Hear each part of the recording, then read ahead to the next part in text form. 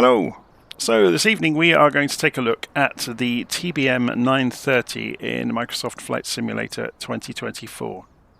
Somebody reached out to me this week and said I'd never really covered it for 2024, and I'd never written a startup procedure for it either, and they wondered why that was. And I went and had a look, and I suspected I might have covered it because this aircraft came out with 2020 and I used to fly it around quite a lot. And I discovered I hadn't. So here we are. I have written up the functional procedure to start the TBM 930 from cold and dark for 2024. And I'm going to go through that with you, and then we're going to take it for a fly together. So if you've never seen any of my procedures, I write up these procedures. If you go to my website at johnbeckett.online, you can see a link there to Ko-fi. And if you go there, you can have a look around the shop. And if you look around the shop, you can find that there's a Asobo Daher TBM 930 startup procedure available. So what are you actually getting? You are getting a document that takes you step by step through starting the aeroplane, all the way through the walk around to the pre-flight procedures, telling you what shortcut keys to press to move around the cockpit easily, where to look, what to turn, what to press, what to configure, and exactly what you need to do going around the aeroplane, okay, to get it ready for flight. And we're going to work through that together today. So I'm going to be working through this very procedure to show you how it works within the TBM 930, and we'll take it for a fly together. So I have the procedure already next to me on a second screen. So first of all, in 2024, we're going to come over to the aeroplane and we're going to remove the exhaust cover and hopefully not click the panels. This is funny, isn't it? This is a feature of 2024 that you can do this sort of thing. We'll remove the chocks and we'll remove the canopy cover, and then we'll walk around to the back of the wing to get to the pitot tube cover. Okay, so we could walk all the way around to the cockpit and click the lever on it to open it up, but we can press Shift and C and that will jump us straight into the cockpit. So I'll just turn my head tracking off for a moment because it'll make it easier. Okay, so looking around the cockpit, you can see there's a lot of glass screens and there's some switches overhead. So we're going to use the checklist to walk around that together. So first things first, Shift and 6 takes us overhead. If we look at the electrical power section, there's this thing called a crash bar commonly. So we lift that up and it takes it away from the switches, allowing us to select battery as the power source and main for the generator. Okay, we can set the internal lights if we need to. I don't think we're going to need to today. It's a nice day. Next thing I'm going to do is go down to the central instrument panel. So having provided power, you can see the systems are booting up around the airplane. They take a little while, but we don't have to wait to engage the navigation display. So you press the bottom right soft key underneath the screen and that pulls it up. Obviously there's nothing for it to show us yet on any of the screens, but in a few moments those will start to boot up. Okay, so let's go and carry on with getting the airplane ready. So Shift and 6 takes us back overhead. We're going to put the auxiliary boost pump in the fuel section to on. You can hear that in the background. We're going to put the engine start ignition to auto or up, and it already is. Okay, then the starter we're going to hold in the on or up position for at least 2 seconds. So we'll hold it on, 1, 2, and then let go. If we press Shift and Space to come back down, you'll see the propeller start to turn. So that's the electric power starting to spin up the propeller. And you can see the NG is rising.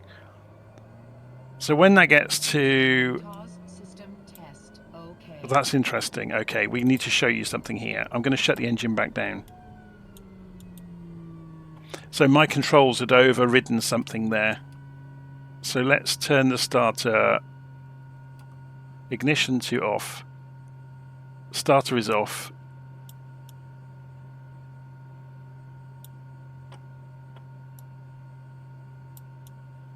That's interesting. Let's turn the boost pump off. Abort the start.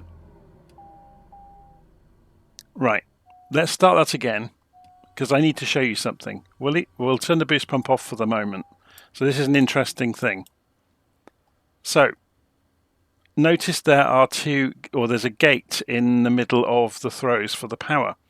If you have a controller like mine and I touch it, it starts to move it around for you.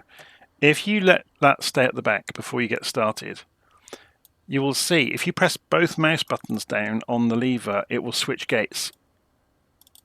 Okay, this is kind of important if you want to simulate this really accurately. So we're going to leave this in shut off, which is to the right and back. And then we're going to go back overhead and we're going to do this again. So auxiliary boost pump on, ignition to auto, and then start spinning the engine up. So you'll see the propeller start to spin up. And you'll see the NG come up, okay? And it will come up towards about 20%. When it gets near to 20%, you can safely come down and advance this to low idle. That introduces fuel, so the ITT or inter-turbine temperature increases. The NG will increase beyond 20%. The propeller speed will come up to about 200, and the torque will stay very, very low, because we haven't actually introduced any throttle yet. Okay, so this is just showing you the by the book method versus what happens if your controllers kick in and move the power lever all on their own. Okay, so we've started the engine up and we are in low idle. So back overhead, we're going to press Shift and 6 and we're going to go and put the AP trim to on. So this is power for the autopilot and the trims. Then we're going to come back down to the instrument panel and we'll go and program our flight. So we're going to press the PFD soft key, which is here, and this is where you can choose your nav sources. So if you click on GPS there, it will go to localizer 1 and 2 and back to GPS. We're going to put some GPS routing into the system. So we're at Tatton Hill, by the way, which is Echo Golf Bravo Mike in the UK. So we're going to put some very basic routing in around the place. So then if we go to the MFD button over on the right, if you want to get rid of the traffic display, by the way, just click full here. Yeah, don't do it while you're on the PFD, do it on the MFD. So the PFD is primary flight display, MFD is multifunction flight display. Okay, so we can configure, look, while we're on PFD, just to prove the point, if I go to PFD and split it, you'll see it splits over there. If I go to MFD, I can split or go back to full. Okay, so you can see there is some initialization in here. You don't actually need to do it, it's just a nicety. We're more interested in programming a flight plan in, so we're going to go into flight plan. We're going to add the origin. So if we go and have a little look at little nav map, we are at EGBM, as we said. So Echo Golf Bravo Mike, if I can find it, and then press enter. So Tatton Hill has come up, and then we're going to go to VGAR, which is a waypoint. So add an en route waypoint of VEGAR and press enter. And it gives you the duplicates, so we want the one in the United Kingdom. Then we're going to go to the Trent VOR, TNT, so add another en route waypoint, TNT, enter, Trent, United Kingdom, and notice we can scroll up and down in here. Then following Trent, we're going to go to OddPix, so add entry en route waypoint, ODPIX, enter. From OddPix, we're going to come back down to East Midlands Airport, EGNX. Add en route waypoint, EGNX, and press enter. And it should just say that, it should take that as the destination. Oh no, it's actually taken it as a waypoint. That's quite interesting. So we can remove that. So this is a good excuse to show you that you can remove things just as easily. So EGNX as our final destination. And there we go. Okay, so when we come back out of here, we can go to, obviously we don't need to show the map, we're seeing the map here, and we can see our little route has been programmed in. So while we're looking at this view, we can see we can use the range on this, and it's aircraft oriented obviously, so it will spin around with us. Okay, having done that, you're probably wondering, you're looking, saying, oh look, there's a sim brief button. So I've obviously, when you first go into this, it will ask for your identity. Following that, it won't anymore. So if I go into sim brief, it's going to pull up the last few flights I've done in sim brief, and I can pull my flight plan straight in that way as well. I'm not going to, I'm going to leave it with my little hand-drawn flight plan. Okay, so if we press Shift and 3, that lifts our view up a little bit, and we can set up the mode control panel for the autopilot. So you can rotate the baro knob to configure your barometric pressure, or you can press comma, which will just set it to the appropriate setting immediately. Then you can choose the heading and set it to your runway direction. You can press the heading. So let's go and have a little look at the airport we're taking off from. We're going to be taking off runway 26. So we want this set to 253 degrees. So if you go and look over here, you can see the heading and the direction of track of the GPS. So we want the heading. Notice this will change if we set this over to be VOR mode instead of GPS. So there's a couple of ways of doing it. The easiest way is underneath here. So active nav, we can go to lock 1, lock 2, or GPS. So notice when it says lock 1, it has course and heading. When it has GPS, it has direction of track. So it's automatically choosing your direction you need to go next. Okay, so we're going to spin the heading bug around. You can see it's pointing north at the moment to, was it 253 degrees we said? Yes, it was. So we'll spin the heading bug to 253 degrees.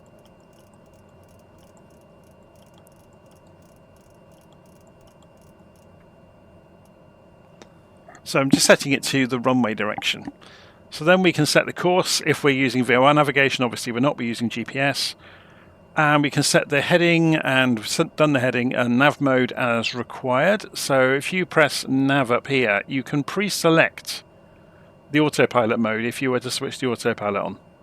Okay, so we're saying use GPS mode if you can, when we do switch it on. We could have heading mode as well. So it will go heading mode until it's got a GPS signal. Okay. By the same token, you can set your target altitude before you take off. So we're going to roll the altitude select knob, and you can see the target altitude coming up. So we're at 400 feet at the moment. Let's climb out to 3,500 feet. Or say, no, 3,000 would be a better number. Okay. So then you can say how you want to get there. So you could do a flight level change to get there, which will go at the best rate it can, or you could use VNav. So if you program altitudes into your flight plan, then it will use them.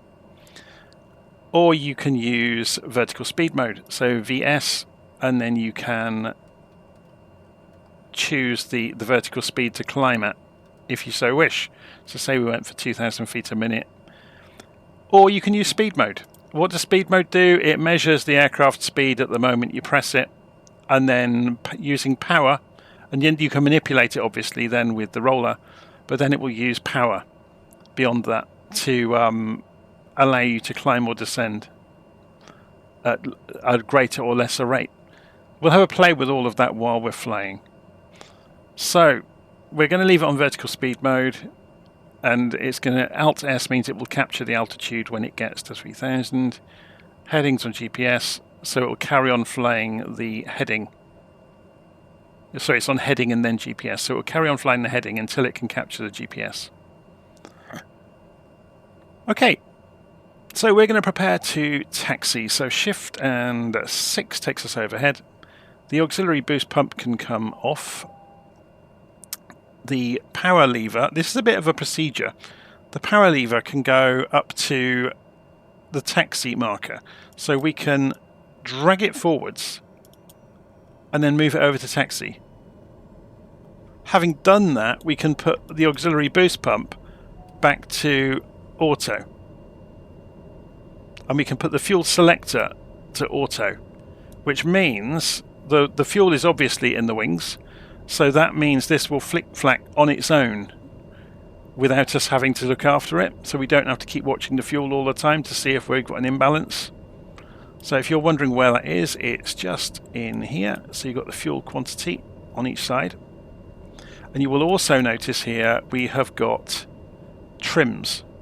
So you can see the elevator trim is not in the right place at the moment. So I'm going to use my physical controls to move the elevator trim into the green area.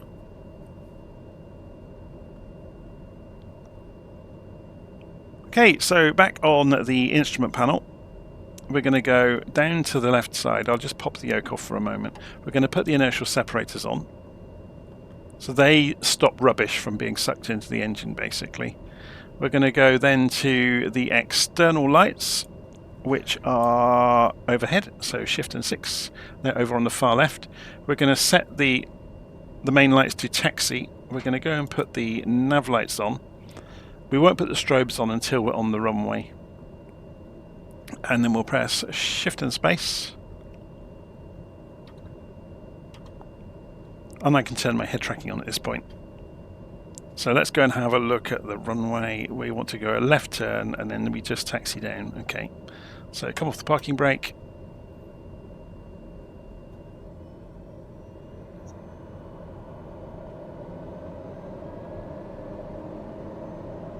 Oh, this is what I was warning you about. You need to have your controls configured. So I was trying to push the airplane backwards and it's worked to an extent. We've pushed the airplane backwards into the grass, look.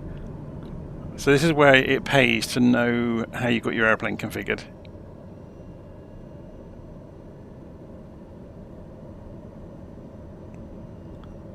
So I will admit, sometimes I build mistakes in quotes into plans. That was not a mistake, or that was a mistake.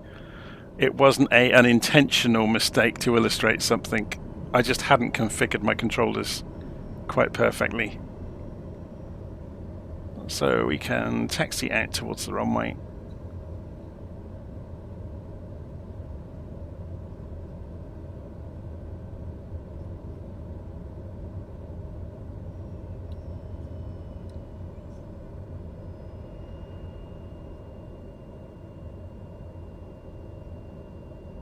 I'm not anticipating any other traffic. I don't think I've got multiplayer on. I haven't got say intentions running, so we shouldn't see anything else in the sky.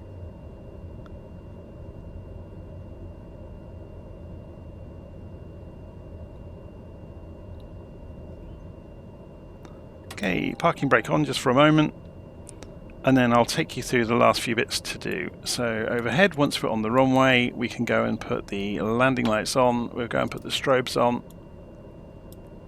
And let's check the checklist. So it says landing light strobes, so we want the pitot heat on as well. So down here we've got the pitot stall heater and the pitot left heater, and then that's looking all good. That's norm. We've got the parking brake on. Initial separators are on. Okay. So now we're going to go and make sure we got the flaps in takeoff position. You can see that from outside. So looking good. If we zoom out, do we get a very obvious beacon light? I'm not sure that we do actually in this version of the aeroplane. Okay.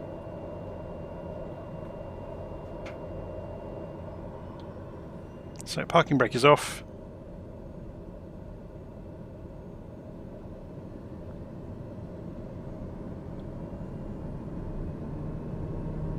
Just hold the center line.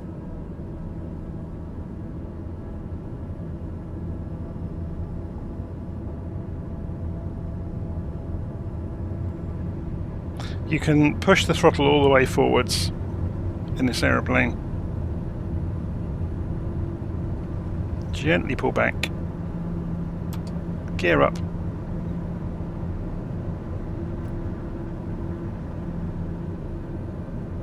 And then flaps up. Just watching the ribbon.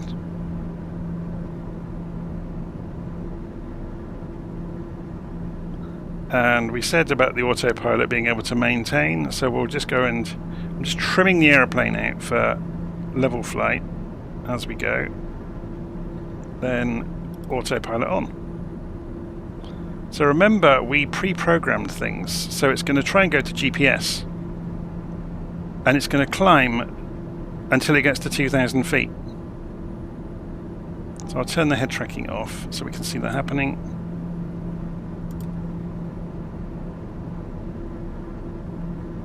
So you can see there's our flight plan coming into view.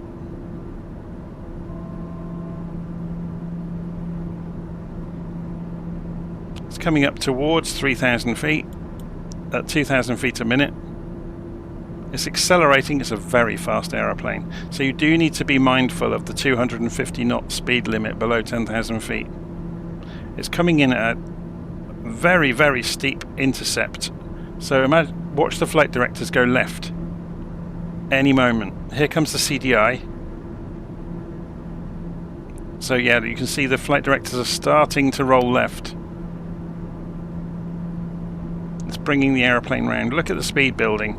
So we're going to pull the engine back to about 60% probably, just to let it hold at 200 knots. That's plenty fast enough. So we've got time to talk. So all of the propeller and the torque and everything, it's all fully automatic. You just move the lever and it's all computer controlled to preserve the engine.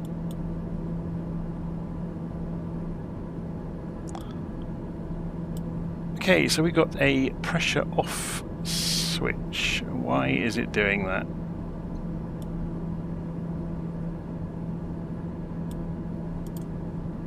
Oh, it's this one. I didn't turn the bleed on. I missed that when we were going around the procedures. Did I miss that on my checklist? I may have done when I started talking about other things. I'm just looking backwards through my checklist to see if it, yeah, bleed was earlier in the checklist. I missed it while I was talking, which is a common failing of mine. But it just shows you get really nice messages. So it's saying inertial separator is on. We don't need it anymore. We're not on the ground. Okay, so having turned that off, that will go out in a moment, or it should. Is that a bug? Interesting. So there is a rendering bug in the aeroplane. If you have a look outside and if you look at it from far enough away, it's fine. If you get too close to the aeroplane, look at what happens to the nose boss. It's a shame, isn't it? If you're far enough away, it doesn't do it. As far as I know, that's the only problem with the aeroplane. Okay, so you'll see the GPS take over in a moment to make this nice turn, and it will intercept the angle of the next track fully automatically. But where's the fun in letting the GPS do all of these things for us? Let's go and have a play with doing some radio navigation as well. So we are flying in, as we know, towards the Trent VOR. So 11570. So if we have a look on the primary flight display, is it? I can never remember how these different systems work. We want to go and set the radio. Oh, here we go. Sorry, Navcom. So Navcom is the third option. And you can set audio and radios, and then you can go to Nav1 and you can set its frequency. So if we click here, we can say we want 11570, and then we can transfer it, which means set it straight to the active frequency. Okay, obviously we're not using it at the moment, so what will be happening, we're turning towards the track towards the Trent VOR, that we've tuned Nav1 into the Trent VOR. Okay, so what we're going to do is press the active nav button as soon as we are level.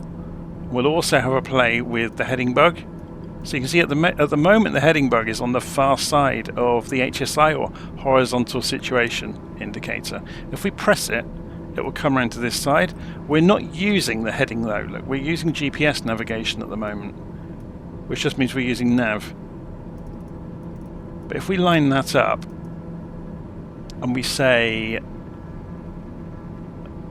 use heading mode instead, so the aeroplane's just going to turn right immediately to the heading bug, and we're slightly to the right of the GPS track.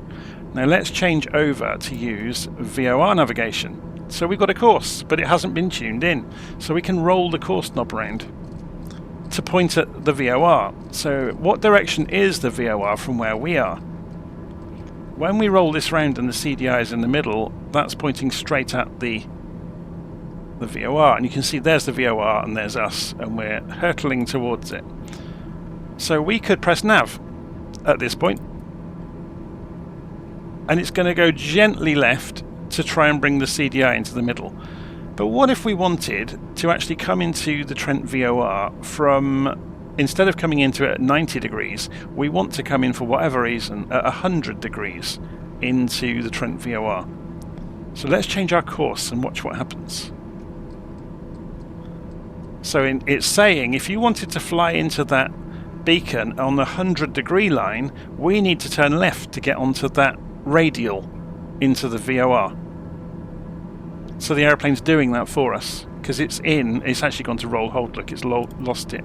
So press nav, it's in VOR mode. You have to be careful if you're not on track, because it can drop it. If it's not close enough to capture the CDI, it will drop it, so you need to be careful. It won't perform wonders. So you can see, look, it's trying to get the CDI into the middle. It's making a bit of a bad job of it. So it'll turn left again gently.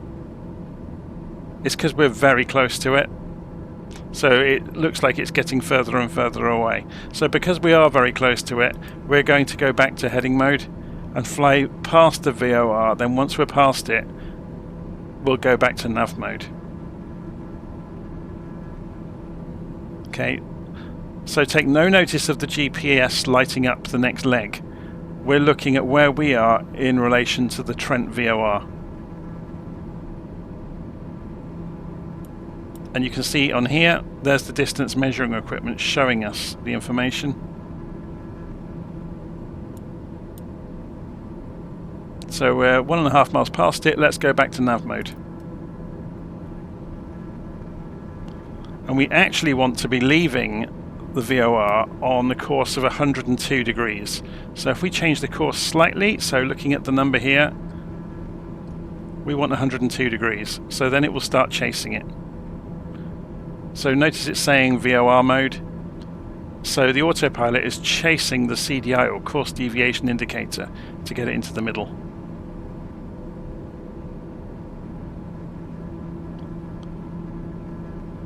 Okay. So obviously we are on the GPS track, so we could just as easily switch back to it. So if we go to active nav and choose, instead of saying VOR, use GPS navigation, watch what happens to the mode up here.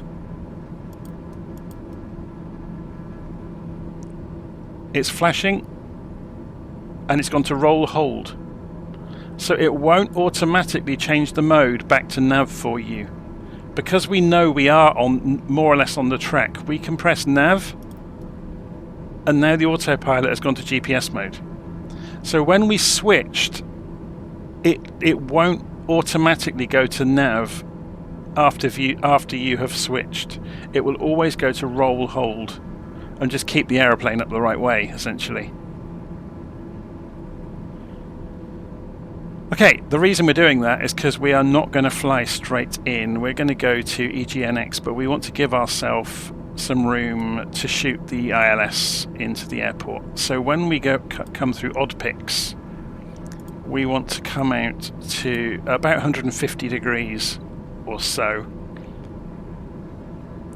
And then bearing in mind that the airport is at 300 feet, so 2,800 feet when we get into the start of the feathers for the ILS. because bearing in mind it's a 3-degree ILS. You can see all of that written here. Look, 3 degrees. There's our frequency for the ILS for the nav radio, and there's the course to tune in.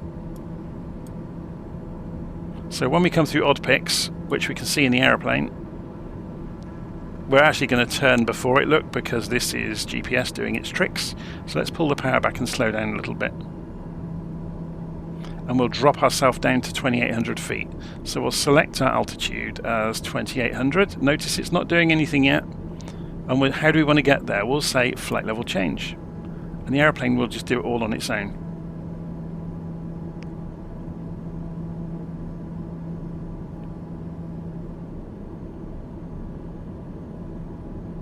So before we get anywhere near the ILS, we'll also go and change the frequency. So we want the nav radios, instead of being tuned into that VOR, to be tuned into this ILS, which is 10935.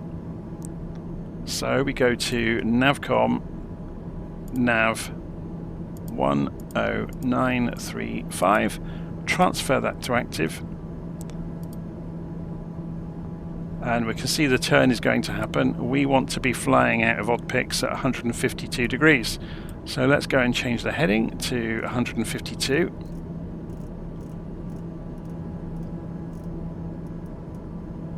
And we'll say heading mode instead of GPS mode now. So it's no longer taking any notice of what's on the HSI. It's just flying the heading that we have commanded.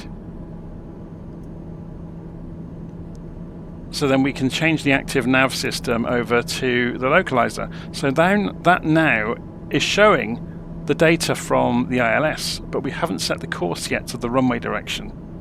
Course is 268. Oh, it's done it automatically for us, look. Because it's ILS, you'll probably find that you can't change it. Oh, we can, but it defaulted to 268 degrees. That's quite useful. So, if you imagine, based on the direction we are flying and the direction the runway is, that is the right turn we will need to make to the runway. So we're still doing 150 knots. We're at 2,800 feet, so we're doing well. So we cut off a little bit early at the map here. It's not going to be a problem. So let's bring ourselves down. Actually, for demonstration purposes, let's bring our altitude down to 2,500 feet to make sure we are below the ILS when we get there. So 2,500 feet, flight level change to get there.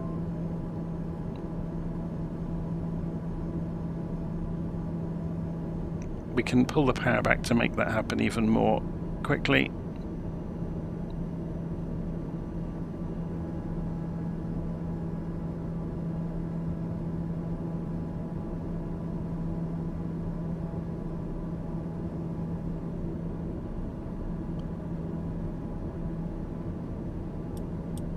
Okay, so at the moment the only indications we have about the airfield are the HSI here, showing the course deviation indicator being off to one side, and it shows you it's in lock 1 mode. That will change, or it should change.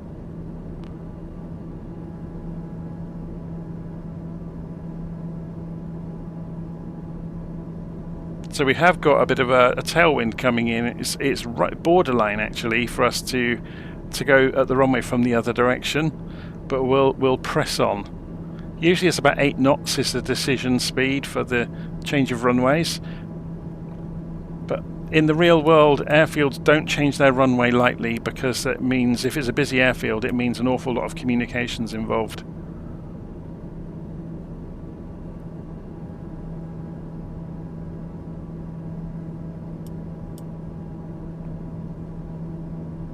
So we should get glide slope and localizer, because this is illustrating both on the feathers.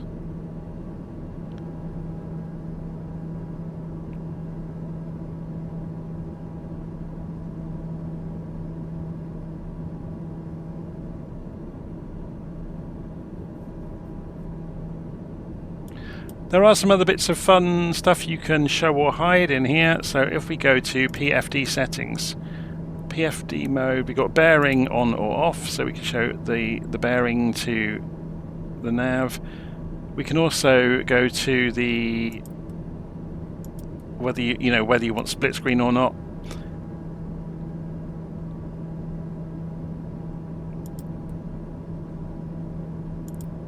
You can have synthetic terrain as well. I don't actually like it. I like to have it just a simple screen. But there's lots and lots of functionality hidden away inside the aeroplane. So we are still flying in towards the ILS. So we'll be doing a right turn in a moment in towards it. So let's go and begin that now.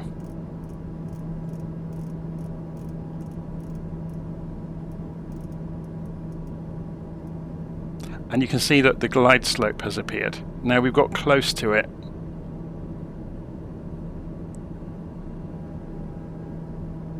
So we're going to go flaps 1 and put the gear down. And if we look out, you can't see much yet. There's the runway over there. We are above the glide slope, so I'm going to take the autopilot off.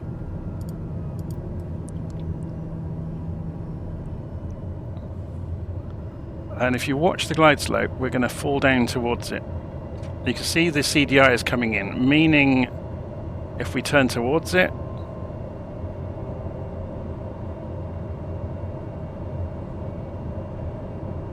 there's the runway, look, right in front of us. And that agrees with what we can see here.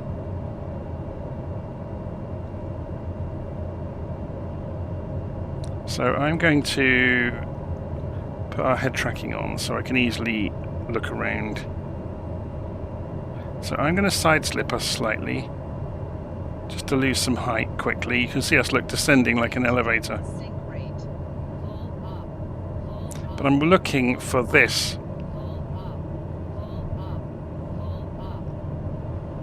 So we're getting the glide slope back into the middle, basically.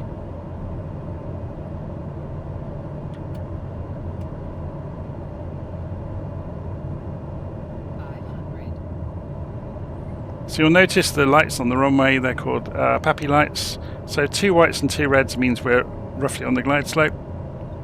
So you can see that agrees.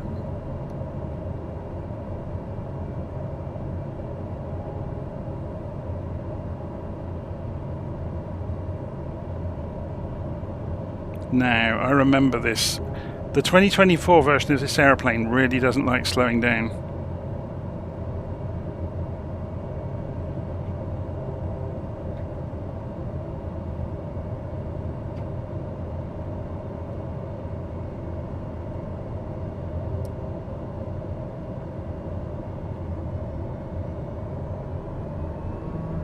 So I'm cheating slightly, I'm putting it into reverse.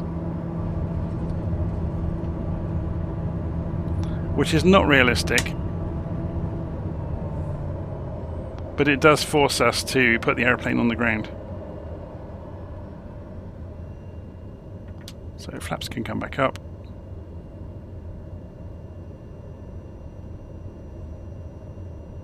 And we can taxi in.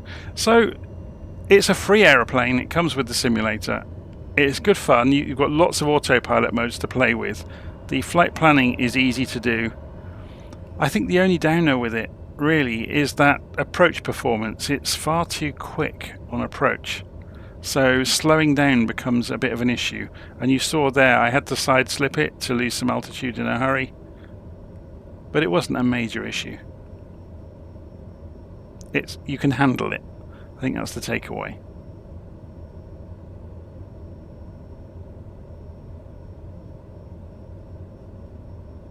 It's almost too fast for its own good.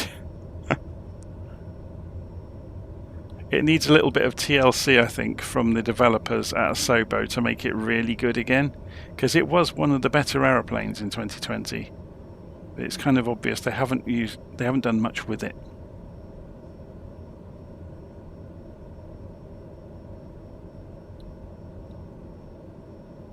Hey, parking brake on. And then to shut the airplane down, all you need to do is turn the ignition to off. The starter is off. Boost pumps can go off. We could have had the boost pump off while we were flying, by the way.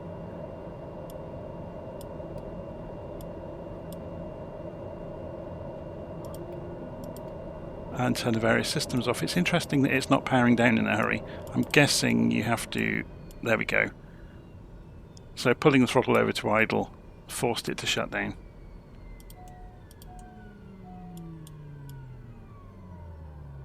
So yeah, it's good fun. It's not the most wonderfully simulated aeroplane you're ever going to see, but it's functional and it's good fun. I think that's the takeaway.